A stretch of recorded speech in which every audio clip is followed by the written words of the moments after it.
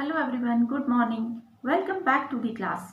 और आज का हमारा क्लास का टॉपिक है relationship between sociology and history, अर्थात समाजशास्त्र और इतिहास के मध्य संबंध। इन दोनों सोशल साइंसेस में बहुत ही क्लोज रिलेशनशिप है, इसीलिए सोशियोलॉजी को हिस्ट्री से अलग नहीं माना जाता। सोशियोलॉजी जहाँ ह्यूमन सोसाइटी को समझने के लिए उसके ऐतिहासिक डेवलपमेंट को देखती है, वहीं हिस्ट्री के अंतर्गत हम इतिहास की महत्वपूर्ण घटनाओं का क्रोनोलॉजिकल ऑर्डर में या कालक्रम अनुसार अध्ययन करते हैं।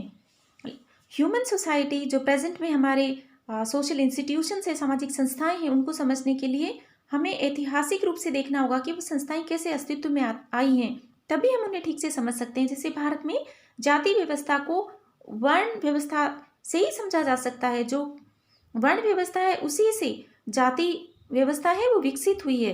वैदिक पीरियड में सामाजिक स्त्रीकरण का वर्ण स्वरूप था। अब हम ये देखते हैं कि बहुत सारे थिंकर्स है जिनके विचारों को हम दोनों ही सब्जेक्ट्स में पढ़ते हैं। इन विचारकों ने समाज का ऐतिहासिक रूप से अध्ययन करके प्रेजेंट समाज को समझाने का प्रयास किया है, जिसमें हम एल.एच. मॉर्गन ने जो फैमिली का डेवलपमेंट समझाया है उसको उदाहरण के रूप में देख सकते हैं। टॉयलर का रिलीजन को हम देख सकते हैं कि बहुदेववाद से एक देववाद की तरफ, पॉलीथेइज्म से मोनोथेइज्म की तरफ किस तरह से डेवलपमेंट हुआ। अर्नोल्ड जे टॉयनबी ने ह्यूमन सिविलाइजेशन का कंपैरेटिव स्टडी करके स्टडी ऑफ ह्यूमन हिस्ट्री में सोशल चेंज को समझाने का प्रयास किया है। वेस्टरमार्क ने मैरीज का इंस्टीट्यूशन समझाने का प्रयास किया है कि किस तरह से मैरीज का इंस्टीट्यूशन अस्तित्व में आया।